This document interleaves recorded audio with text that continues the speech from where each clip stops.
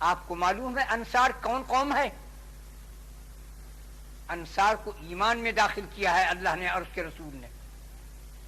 انصار کو یوں فرمایا ہے اگر انصار ٹیڑھ میڑ اونچے نیچے راستے کو چلیں گے اور لوگ سیدھے راستے جائیں گے تو میں انصار کے ساتھ چلوں گا اونچے نیچے ٹیڑھے پکڑ کو. جہاں انصار بیٹھیں گے وہاں میں بیٹھوں گا، جہاں وہ چلیں گے میں چلوں گا. انصار سے کتنا محبت کرتے تھے. یہ انصار وہ قوم ہے کہ جنہوں نے مہاجروں کے اوپر اپنی جان مال سب کچھ قربان کیا. تو اس وجہ سے اس بکس کو نکال دو کہ یہ رسول اللہ سے نسبت لگتی ہے، کیونکہ اس رسول اللہ سے پہلے کوئی مہاجر ہوا ہی نہیں.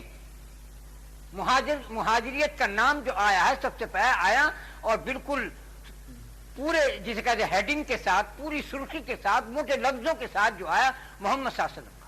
اس کا احترام کرو. خیر اب نبی کریم صلی اللہ علیہ وسلم مدینے جلوہ فروز ہو گئے اور آپ نے مکے کی کتنی تکلیفیں برداشت کی آپ کو معلوم نہیں. میں پوری وضاحت آپ کے پیدائش کی اور اس کی بیان کرتا، لیکن وقت تھوڑا ہے، حالات نزاکت معاب ہیں، اس لیے میں مختصر تھوڑا بیان کرتا چلوں گا. پھر آپ نے تبلیغ فرمائی. سب سے پہلے آپ نے یوں کہا اللہ ایک ہے. آپ پر قرآن نازل ہوا. قرآن کیا چیز ہے؟ قرآن خدا کی شریعت کی کتاب ہے، قانون کی کتاب ہے. شریعت اور حدیث، قرآن اور حدیث ایک چیز ہے. قرآن پاک میں فرماتا ہے خداوند نماز پڑھو، روزہ رکھو، حج کرو، زکات دو. کیسے؟ وہ وضاحت فرمائی رسول اللہ صلی اللہ علیہ وسلم نے. ایسے نماز پڑھو، اس طرح پڑھو، اس میں یہ چیز پڑھی جاتی ہے. روزہ اس وقت رکھو، اس وقت کھولو، یہ سے مکروہ ہوتا ہے، یہ روزے سے اس چیز سے ٹوٹ جاتا ہے. حج اس طرح کرو، منہ جاؤ، عرفات جاؤ، مزدلفہ جاؤ، صفا مروہ دوڑو، ایسے طواف کرو، زمزم پیو. زکات اتنا دو کہ 1000 پہ 25، 100 پہ 2.5، اسی طرح بتایا. قرآن میں تو زکات دو، نماز پڑھو، حج کرو. وضاحت کی کس نے؟ حدیث نے. تو حدیث اور قرآن ایک چیز ہے. اب حدیث قرآن جو ہے وہ خدا کے قانون کی کتاب ہے. اس قانون کا ترجمہ رسول اللہ نے کیا، اس کا نام حدیث ہے. اس حدیث پر عمل کر کے جو دکھایا اس کا نام سنت ہے. ایک چیز ہے. چاہے سنت پر عمل کرو تب قانون شریعت پر ہو، چاہے تم حدیث پر عمل کرو جب شریعت قانون اور سنت ہے. شریعت پر قرآن پر عمل کرو جب سنت بھی ہے اور حدیث بھی ہے. ایک چیز ہے تینوں. عمل کرنے کا نام سنت رکھا، وضاحت کا نام حدیث. اصل کتاب قانون ہر نبی پر اتری ہے. توریت، انجیل و زبور اور گیتا. سب سے پہلی کتاب گیتا کتاب جو سنسکرت کے نام پر اتری وہ نوح علیہ السلام پر اتری ہے. سب سے پہلی کتاب ہے. اس کے بعد توریت، انجیل، زبور، قرآن سب کا آخر ہے. سب سے پہلے گیتا، اس کے بعد آخر میں قرآن. اور صحیفہ جات کی کوئی انتہا نہیں. کہنے کا مقصد کیا ہے؟ دین کیا ہے، اسلام کیا ہے، تم یہ بھی نہیں جانتے. دین کہتے ہیں محبت کرنا. تو کون سے دین پر ہے؟ تو کون سے طریقے پر محبت کرتا ہے؟ کسی کے مذہب کو برا مت کہو، چاہے ہندو ہو، مسلمان ہو، سکھ ہو، عیسائی ہو، یہودی ہو، نصرانی ہو، سب کے مذہب برحق سچے ہیں. لیکن سب کے آخر میں اسلام آیا اور اس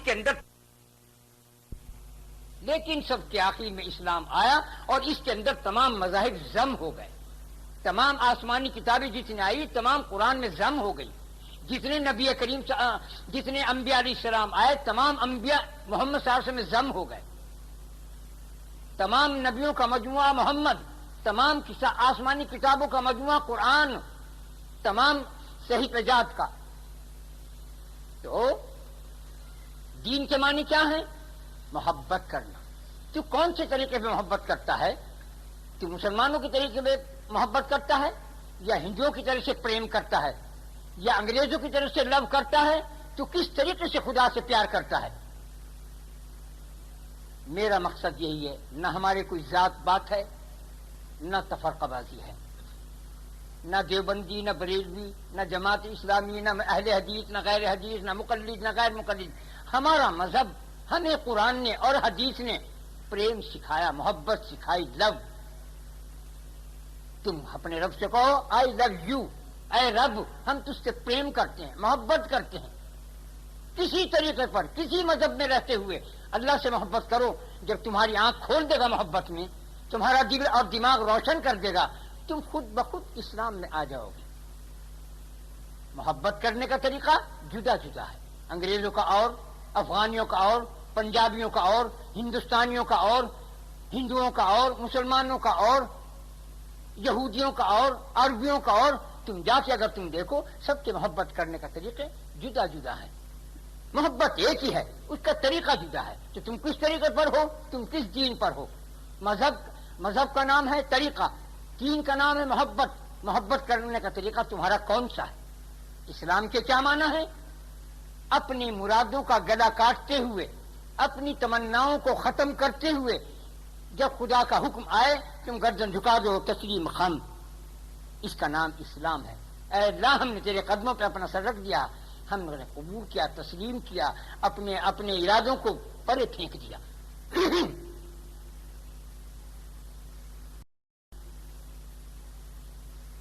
سارا جھگڑا یہ ہے. اتنی بات ہے. تو میرا مقصد کہنے کا یہ ہے کہ محمد صلی اللہ علیہ وسلم نے اسی کا سبق دیا ہے. بظاہر قانون پر چلو، اگر کسی کو غوث قطب بننا ہو تو اس کے ڈگریاں الگ الگ ہیں. تم نے ایم اے بی اے کیا، کسی نے ڈپٹی کی، کسی نے کلکٹر کی، کسی نے داروغہ کی، کسی نے وزارت کی، کسی نے عمارت کی، کسی نے بادشاہت کی. تربیت حاصل کی، اس کا کورس ادا کیا، پھر وہ اس چیز پر فائز ہو گیا. یہ چیزیں الگ ہیں. لیکن یہ عام آدمیوں کے لیے تو نہیں. عام آدمی کے لیے تو یہی ہے کہ نماز پڑھو، روزہ رکھو، گناہ نہ کرو، کسی کو نہ ستاؤ، کسی کا خون نہ حق نہ کرو. مسلمان کا خون، مسلمان کی جان، مسلمان کی آبرو، مسلمان کا مال مسلمان پر قطعاً حرام. خدا سے محبت کرو یا خدا سے ڈرو، یا خدا پر مرو یا خدا سے ڈرو. ان دو کے بغیر ہمارا گزر نہیں ہے. نبی کریم صلی اللہ علیہ وسلم نے یہی سبق دیا اپنی اولاد کو، اپنے ازواج کو، اپنے اصحاب کو، آنے والی امت کو.